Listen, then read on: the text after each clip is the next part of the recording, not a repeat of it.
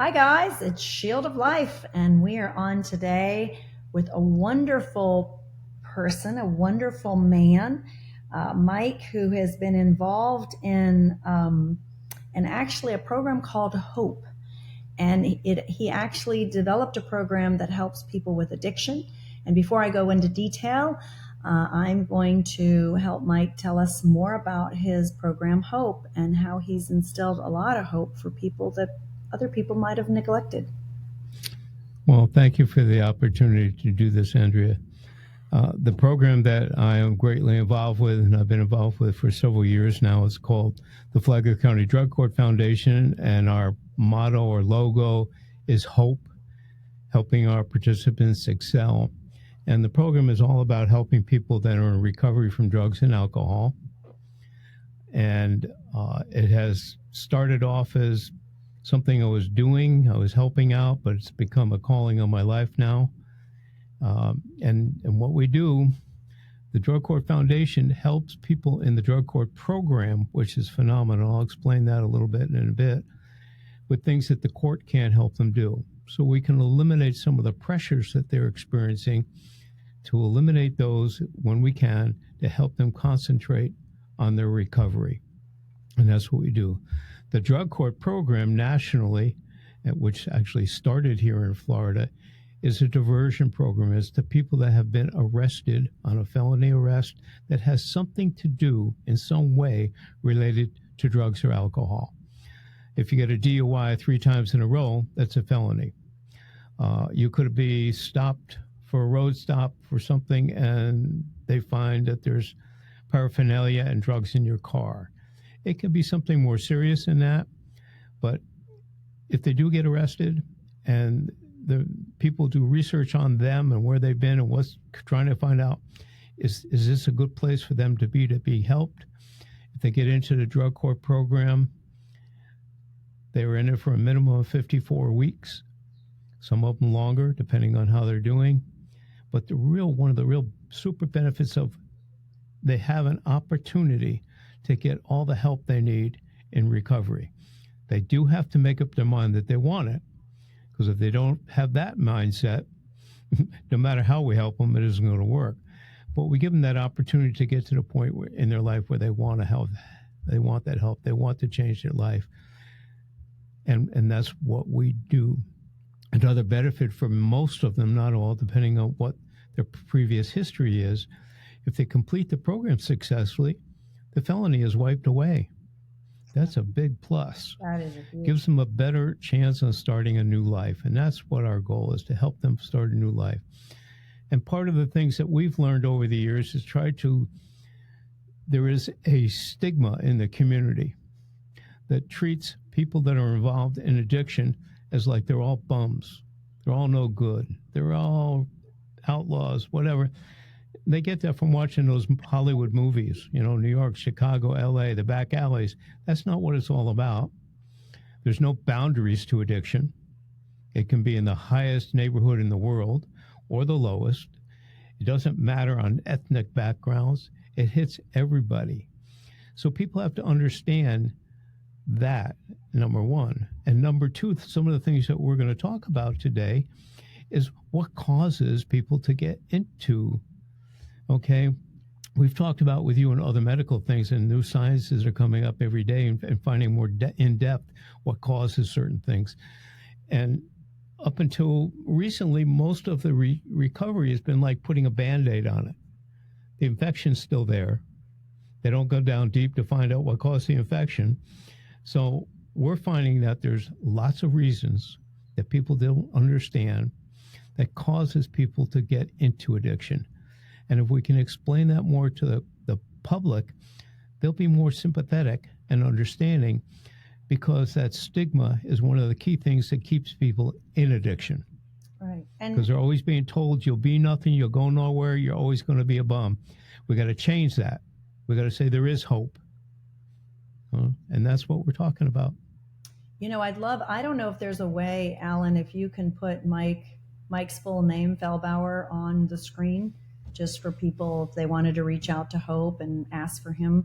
Although there's many people that work in your program, but I don't know if there's a way to do that maybe after. But I love what you're doing, Mike, because you hit it on the head. Most of my alcoholics, most of my drug addicts that I've taken care of over the years, both at University of Florida, in Gainesville, VA, or in the systems, I have to tell you, most of them are the most beautiful people that have the biggest hearts and the kindest human beings. And they hate that they're addicted. They hate what they've created and the stress that they've done in their families. And so we can begin talking about what happens in addiction and what's driving them to do things like steal from their family, like hurt another human being in order to get the next fix. So maybe we can begin with that to educate people listening that maybe have addictive family members or members who struggle with addiction. And remember, addiction is not just alcohol and drugs. It's food, it's gaming, watching TV, phone addiction, shopping addiction. Interestingly enough, after gastric bypass surgery, alcohol and drugs, shopping can be a big addiction to the point where they can actually cause suicides. And so it's, sorry for that. I don't know why my phone is dinging and I'm not sure how to stop. Don't worry about it. We're here. We're going. But you're 100% correct. There's so much involved in what causes it. And to learn what causes the problem, then you have a better understanding of how you can be in recovery. And I'm talking about long-term recovery.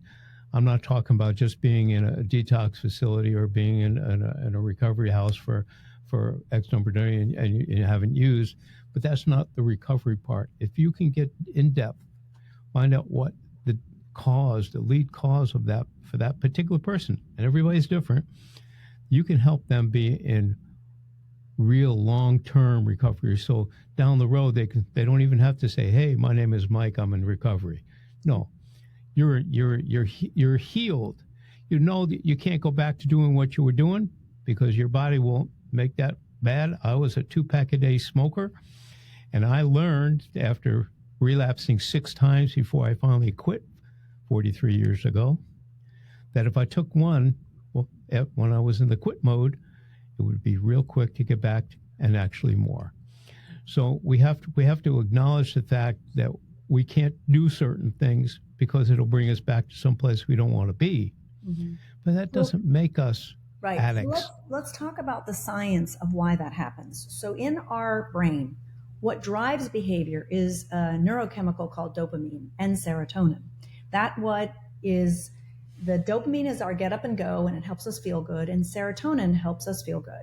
90% of serotonin is made by the gut. And so when we feed chemicals to our gut, bacteria like sodas and sugary, starchy foods, and we don't eat healthy proteins, not fried chicken, not breaded chemical-fied protein, but we're eating poor protein, because it's the tryptophan in the protein source that converts to make serotonin. The other thing that happens is if we have inflammation in our body because we're ill and we have heart disease or an infection or other causes, obesity, of inflammation and diabetes, instead of that tryptophan converting to serotonin, it converts to a chemical called kynurenine. And kynurenine is activated and created to activate the immune system to take care of the inflammation. But what happens in the process of taking care of the inflammation or chronic inflammation, it's not making serotonin. So that means the serotonin levels are low and we get depressed. And when we get depressed and we feel down, the quick response is, if I drink the beer, I'm going to feel better. Because beer, because it's a sugar, it turns into sugar, alcohol, any form of alcohol, activates dopamine release. And some of the chemicals like cocaine and heroin activate some of these neurochemicals in our brain that make us feel better. So some people genetically are born with low levels of dopamine, but sometimes it's due to not sleeping really late, not getting to bed on time, not sleeping the right duration, staying up all night on the phone. And or they're in a very stressful relationship that's not healthy for them, and so constantly their dopamine are being torn down, and their food is not healthy, their sleep is not healthy, and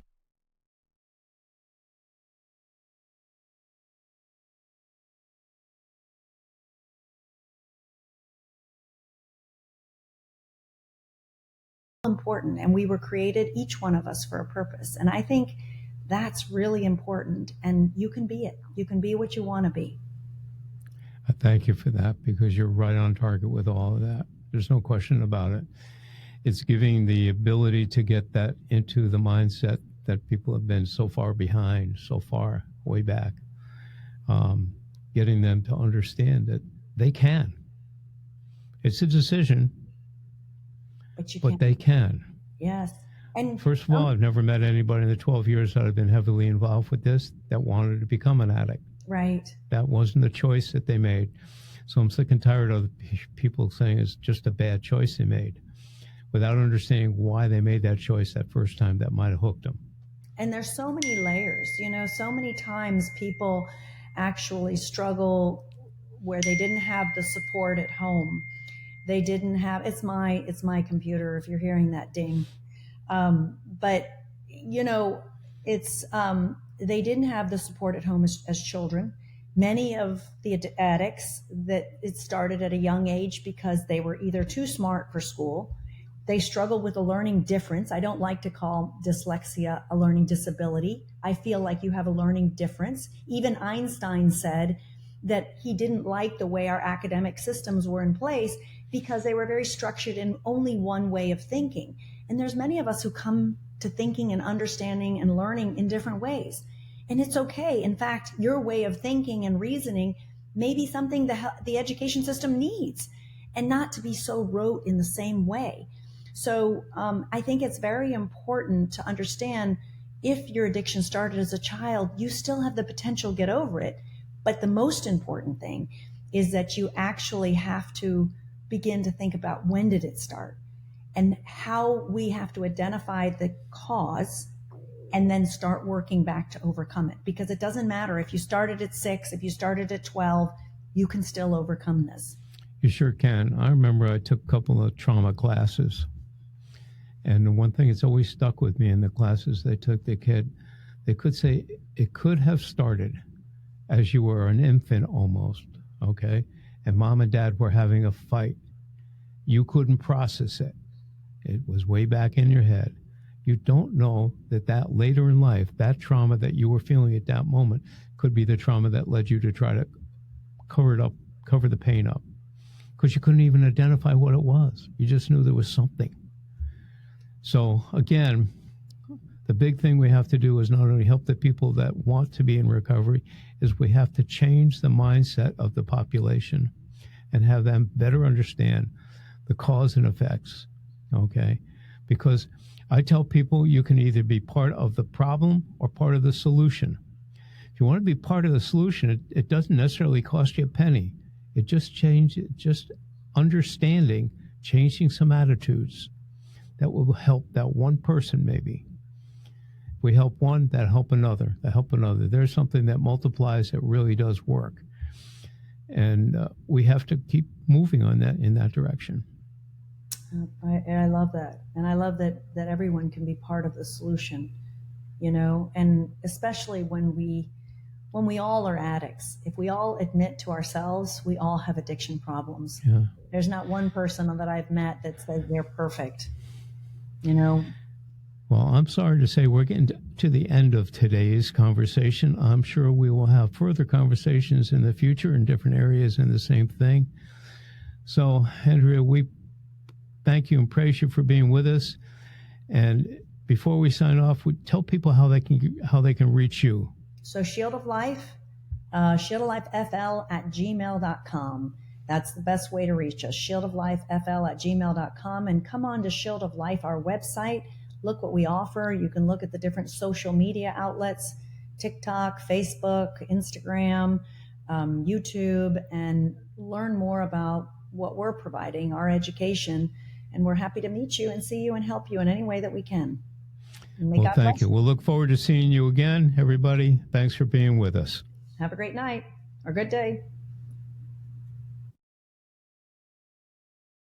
As a result, not getting and maintaining healthy dopamine and serotonin levels drives your desire, especially at the end of the day. It's usually at the end of the day when we just want to have our fix because we deserve it and we're tired of the crap.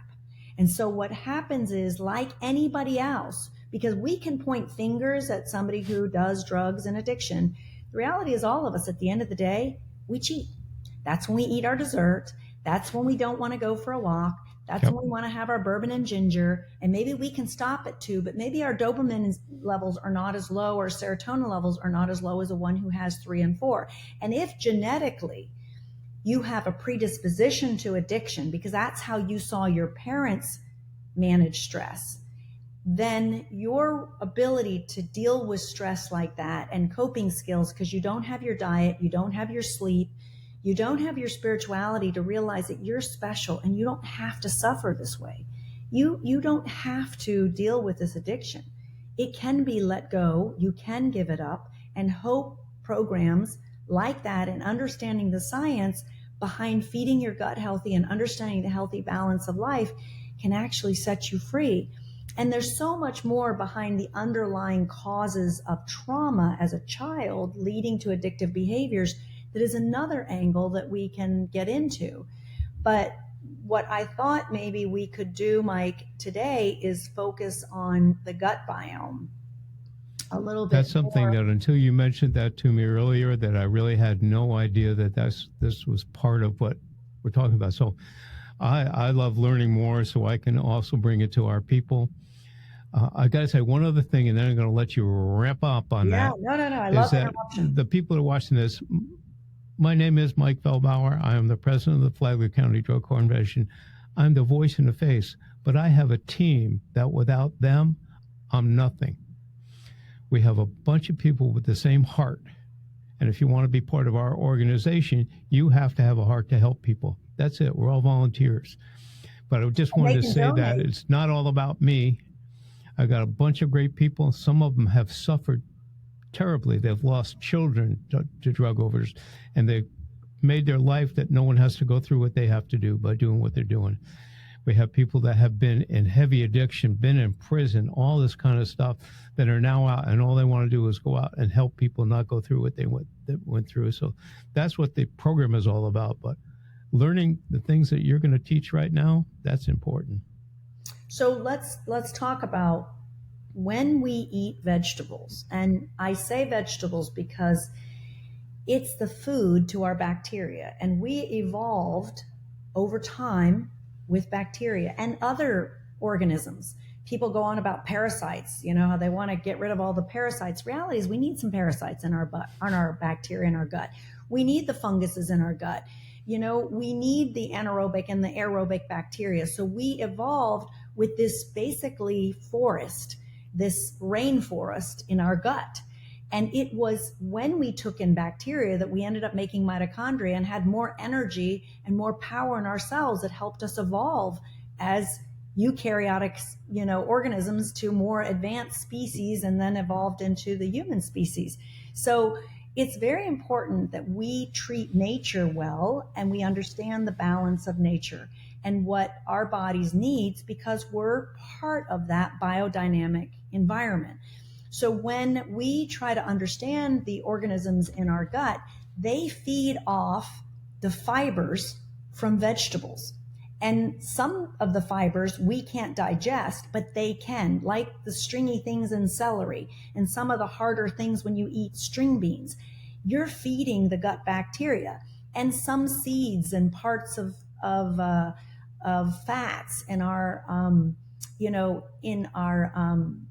our nuts that we eat. The bacteria need these things. And the more we take in of this natural roughage, and some people say, well, I can't eat raw, or I have to have cooked, or I can't eat cooked, I have to have raw. Either way, the bacteria take that in and they will digest that. And they then make those neurotransmitters like GABA, serotonin, dopamine. And those neurotransmitters are used to help make our B vitamins. So we have 8 B vitamins. Our K vitamins, there's 8 K vitamins, the tocotrienols and the tocopherols, 4 of each of those that help bone health and help our immune system and help with the clotting. So, and our B vitamins help with nerve health and neurodegenerative and neurorehabilitation, and also help our whole metabolic processes. So, and then our gut bacteria also, in addition to making the neurotransmitters to make us our mood and help blood pressure regulation, and also help metabolism and renal function.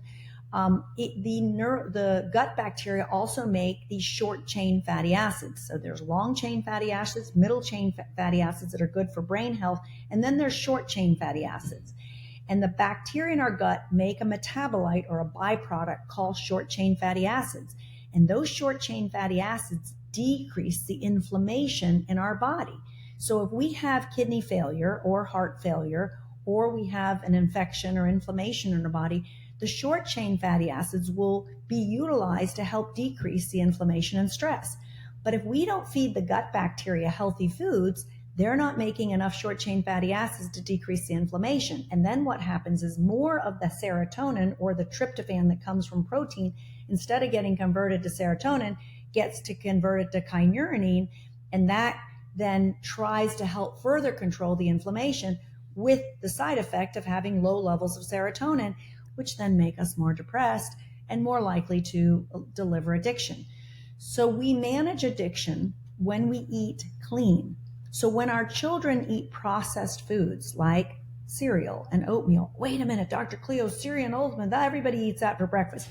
But the problem is the cereal and oatmeal isn't clean anymore. It's bleached, the grain is bleached, it's sprayed pesticides, and that's why when we eat cows that are eating a lot of grain that's sprayed with chemicals and pesticides, we're eating beef and pork that's being fed that unhealthy food as well.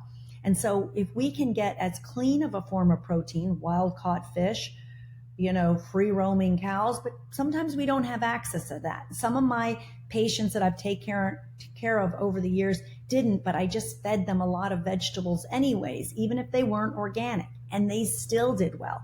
Some of my patients, even when they ate canned food, and we encourage frozen over can and frozen without sauces and chemicals, just plain frozen foods, actually also improved their gut biome, that improved their cognitive health and their ability to deal with addiction.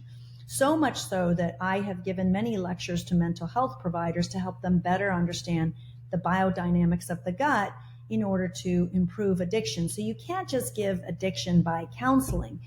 There has to be a whole life change. And that's why in Shield of Life, we do all the 6 keys: nutrition, exercise, sleep, spirituality, nasal breathing, and building that healthy community, because that's what helps reverse all diseases and helps drive you back to the state of peace and happiness that God designed us to be. I'm getting more excited about being able, when we put this out, the recording, to bring it to my people. Oh, and let them start hearing some of this too, because I think it's going to be a dramatic help. I think you already know that I understand that eating healthier food, because of other stuff we've talked about, is so important. But, it didn't click in my head that this was, in the respect you're talking about it, how it can be so important to those people that are trying to recover from their addiction by changing their diet, by looking for these things to improve. Because I have never heard that discussed. I've been involved with this for the last 12 years. I don't think it's a topic that I can recall ever being brought up. I'll add a little lightness to this just for a second, because when I first got involved with this 12 years ago, I didn't know a whole lot. I didn't understand what people were calling people dope addicts. Okay, until I learned what dopamine was. So we all have a lot to learn. Mm-hmm. And listening to this is just, I think it's eye-opening. Well, what I want people that are listening that have addiction is, one, I know how beautiful your heart is. And I want you to know that God does too, and you were made for greater than more than you can imagine. I have so many people who have been drug addicts and have gotten over it and have been multimillionaires who've run amazing companies, because most of my addicts are very, very smart. Most of my people that have struggled with addiction are crazy smart. So I really love the fact, Mike, that your company's name is Hope, because they should have hope. And when people struggle and go through very difficult times, then making a change, they value it so much more than people who came by it honestly. I mean, I had to tell you my own story. I failed the first grade. I have pretty significant dyslexia, but I'm not dumb. And I had to be persistent. So to me, that's maybe why I value academics and education so much. And I respect teaching and teaching well, because it was my good educators that helped me find my way, because I love learning. It's just that reading was slow for me, and I've gotten better over the years. But I hope that brings hope to people, because if I listen to some of the people who shot me down over the years, and they still do over time, you know, we won't go anywhere.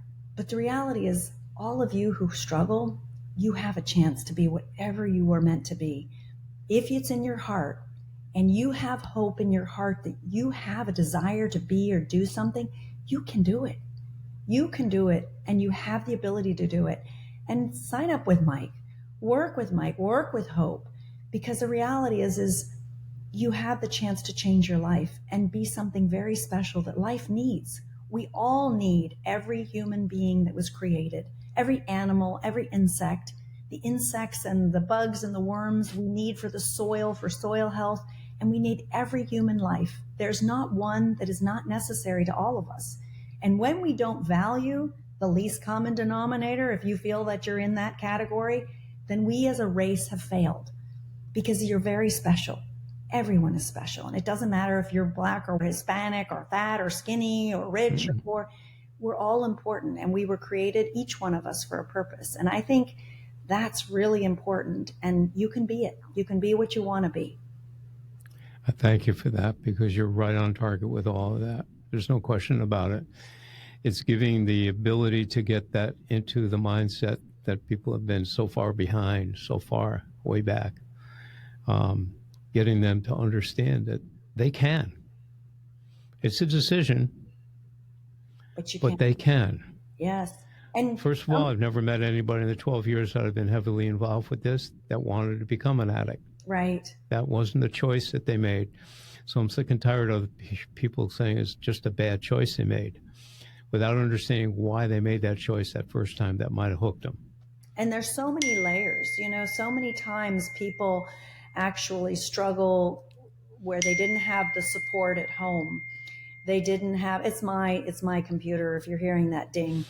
But it's, they didn't have the support at home as children. Many of the addicts, that it started at a young age because they were either too smart for school. They struggled with a learning difference. I don't like to call dyslexia a learning disability. I feel like you have a learning difference. Even Einstein said that he didn't like the way our academic systems were in place, because they were very structured in only one way of thinking. And there's many of us who come to thinking and understanding and learning in different ways. And it's okay. In fact, your way of thinking and reasoning may be something the education system needs, and not to be so rote in the same way. So I think it's very important to understand, if your addiction started as a child, you still have the potential to get over it. But the most important thing is that you actually have to begin to think about, when did it start, and how we have to identify the cause and then start working back to overcome it. Because it doesn't matter if you started at 6, if you started at 12, you can still overcome this. You sure can. I remember I took a couple of trauma classes. And the one thing that's always stuck with me in the classes they took, they could say it could have started as you were an infant almost, okay? And mom and dad were having a fight. You couldn't process it. It was way back in your head. You don't know that later in life, that trauma that you were feeling at that moment could be the trauma that led you to try to cover the pain up, because you couldn't even identify what it was. You just knew there was something. So again, The big thing we have to do is not only help the people that want to be in recovery, is we have to change the mindset of the population and have them better understand the cause and effects, okay? Because I tell people you can either be part of the problem or part of the solution. If you want to be part of the solution, it doesn't necessarily cost you a penny. It just understanding, changing some attitudes that will help that one person maybe. If we help one, that help another, that help another. There's something that multiplies that really does work. And we have to keep moving on that in that direction. I love that. And I love that everyone can be part of the solution, you know, and especially when we all are addicts. If we all admit to ourselves, we all have addiction problems. Yeah. There's not one person that I've met that says they're perfect, you know. Well, I'm sorry to say we're getting to the end of today's conversation. Tell people how they can reach you. So Shield of Life, shieldoflifefl@gmail.com. That's the best way to reach us, shieldoflifefl@gmail.com. And come on to Shield of Life, our website. Look what we offer. You can look at the different social media outlets, TikTok, Facebook, Instagram, YouTube, and learn more about what we're providing, our education. And we're happy to meet you and see you and help you in any way that we can. Have a great night or good day.